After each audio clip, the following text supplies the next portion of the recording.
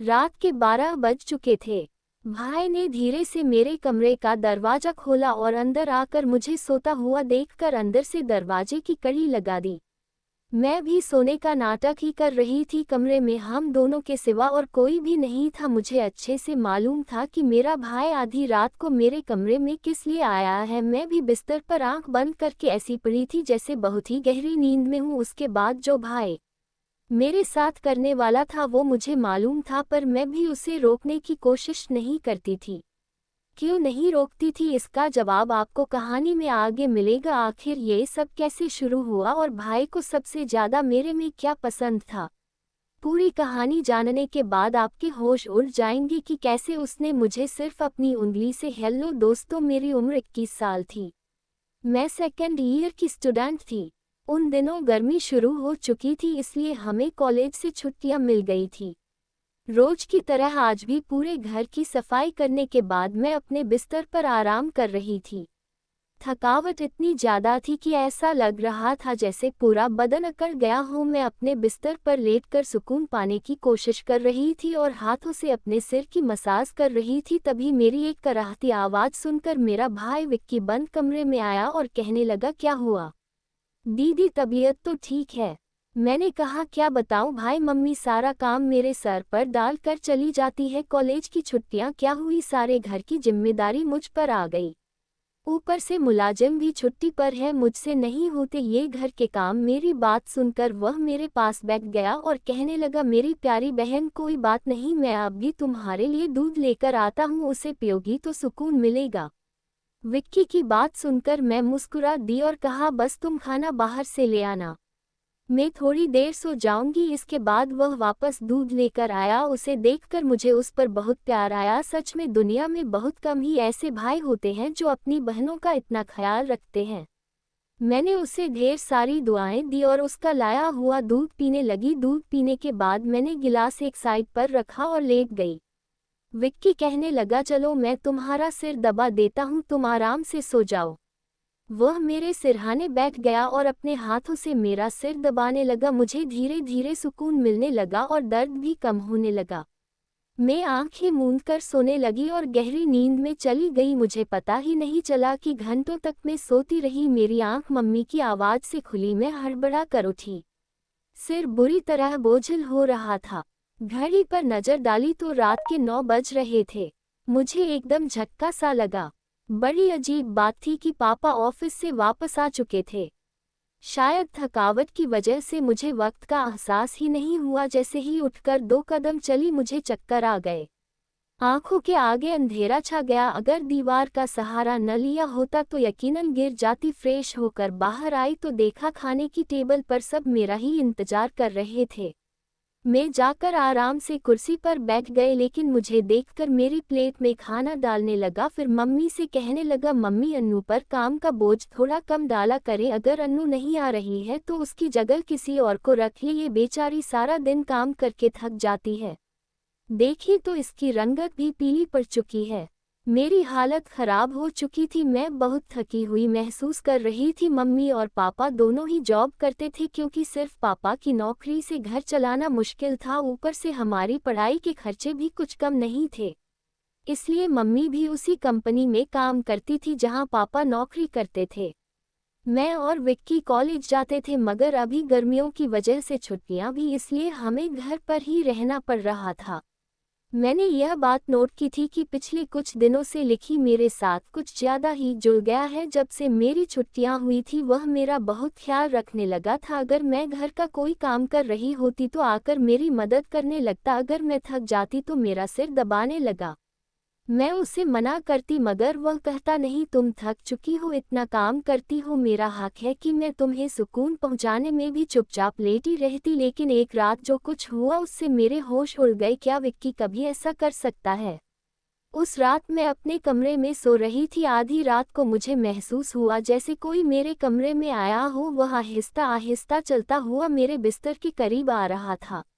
भले ही मैं सोने की कोशिश कर रही थी, मगर मेरा दिमाग पूरी तरह जाग रहा था। मैंने अचानक हड़बड़ा कर आंखें खोल दी। कमरा अंधेरे में डूबा हुआ था। जब मैंने चारों ओर देखा तो कमरे में कोई नहीं था, बस दरवाज़ा थोड़ा खुला हुआ था। मैं हमेशा सोने से पहले दरवाज़ा बंद करके सोती थी, फिर यह कैसे खुल सकता था? नींद से भरी आंखों से उठकर मैंने दरवाजे को बंद किया और लॉक कर दिया, फिर पलटकर बिस्तर पर सोने चली गई। मेरी आंखें बंद होते ही एक बार फिर मुझे किसी के चलने की आहट सुनाई दी, जैसे कोई मेरे बिस्तर के पास बैठ रहा हो। ऐसा लगा जैसे कोई अपना हाथ मेरी ओर बढ़ा रहा हो।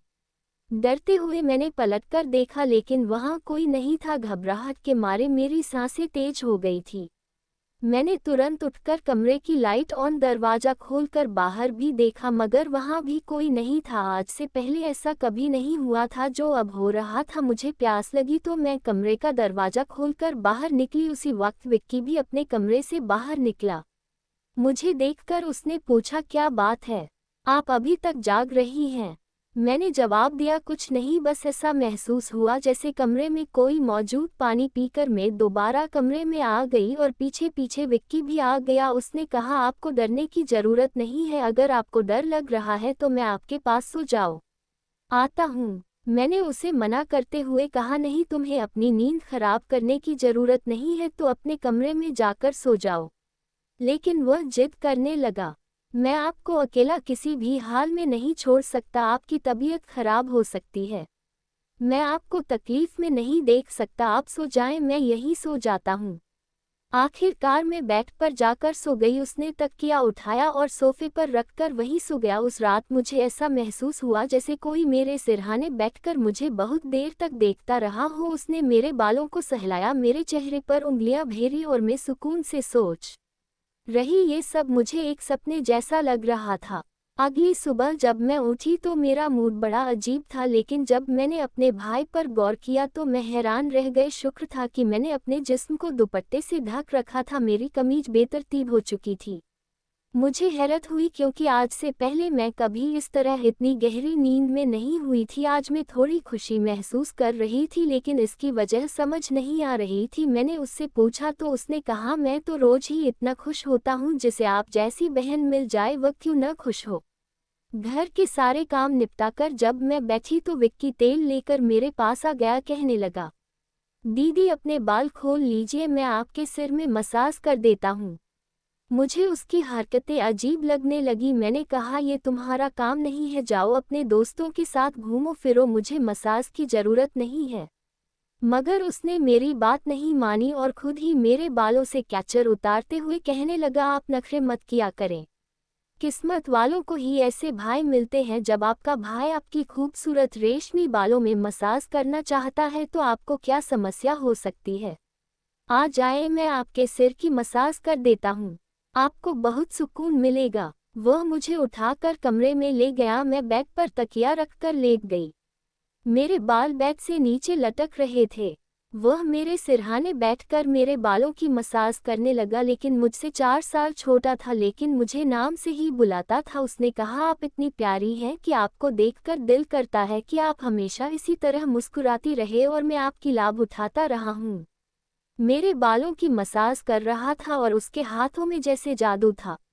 मुझे इतना अच्छा लग रहा था कि मैं धीरे धीरे नींद की वादियों में खोने लगी। तेल की खुशबू भी बहुत जबरदस्त थी। मैंने उससे पूछा, ये कौन सा तेल है?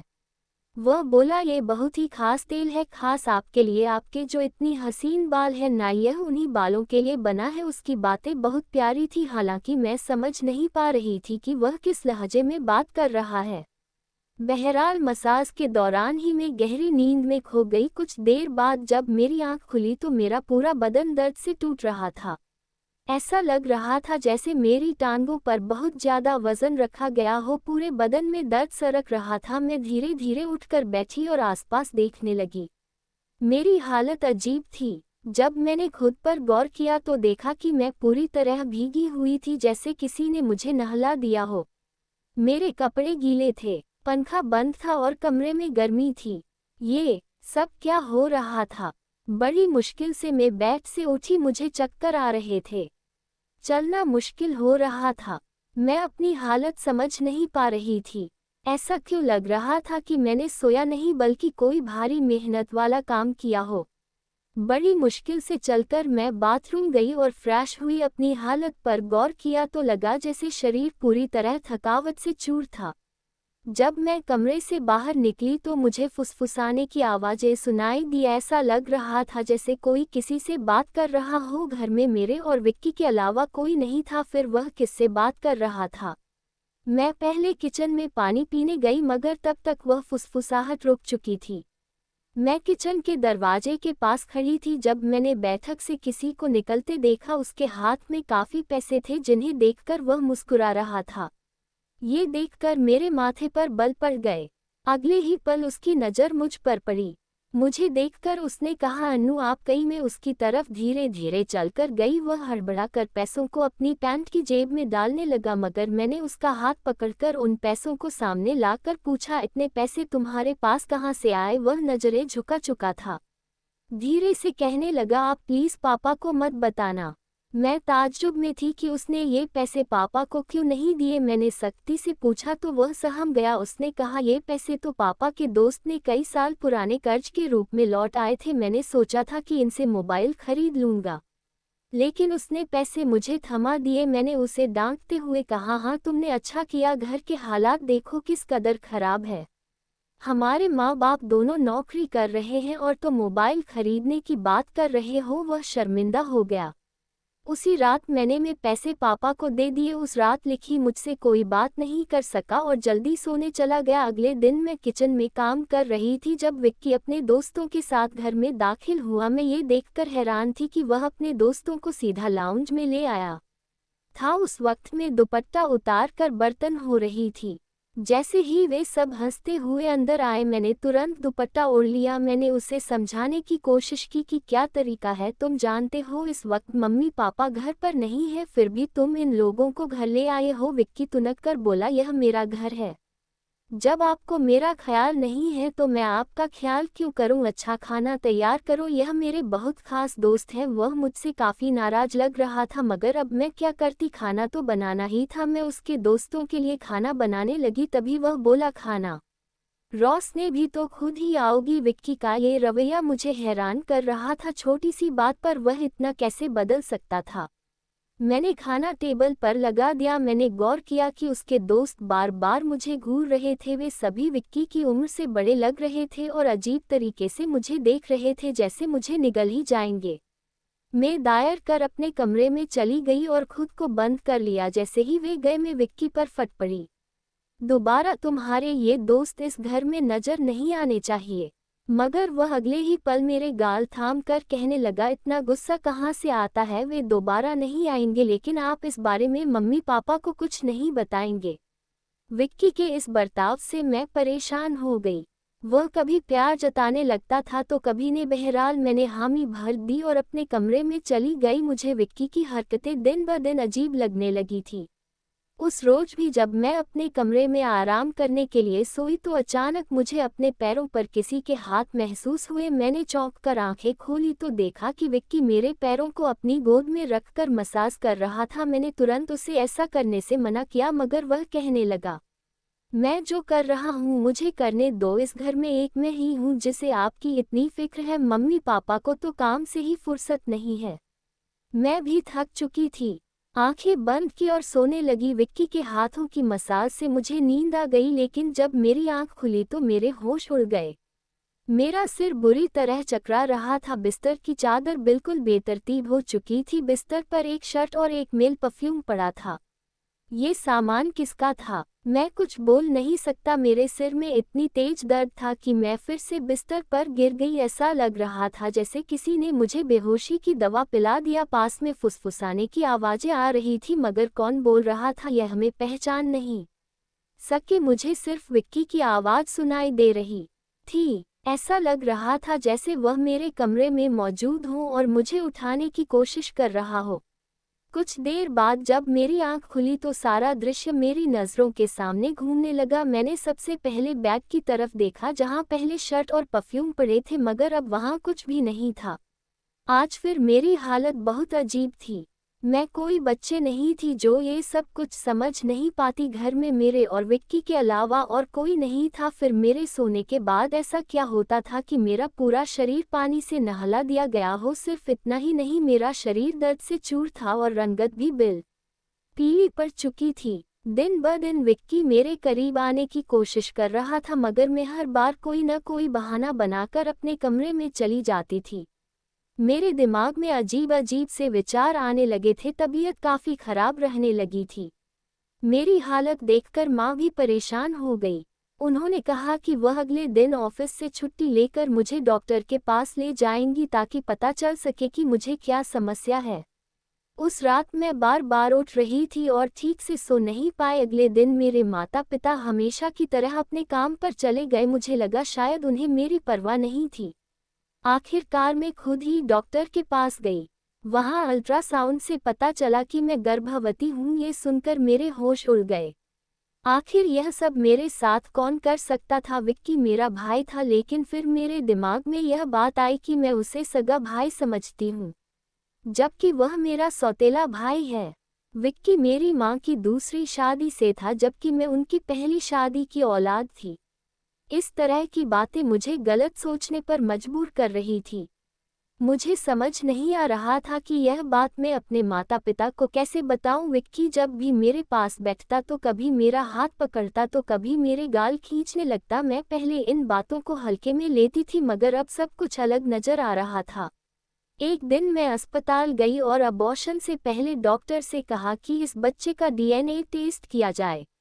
डॉक्टर ने रिपोर्ट दी और जब मैंने उसे देखा तो मेरी सांसें थम गई। जो मैं सोच रही थी वैसा कुछ भी नहीं था। बच्चा विक्की का नहीं था, लेकिन फिर सवाल उठा, ये किसका था? मैंने इस गुत्थी को सुलझाने के लिए अपने कमरे में मोबाइल का कैमरा फिट कर दिया। मुझे सच जानना था। कुछ दिनों बाद जब माँ पापा घर पर नहीं थे, विक्की फिर मेरे पास आया। उसने मेरे सिर की मालिश शुरू कर दी। मैंने बहुत कोशिश की कि मैं नाश हो, मगर तेल में शायद कोई बेहोशी की दवा मिलाई गई थी। जैसे ही मैं उस तेल को सुन ही बेहोश हो गई। 1 घंटे बाद जब मुझे होश आया तो माँ बाप घर लौट आए थे।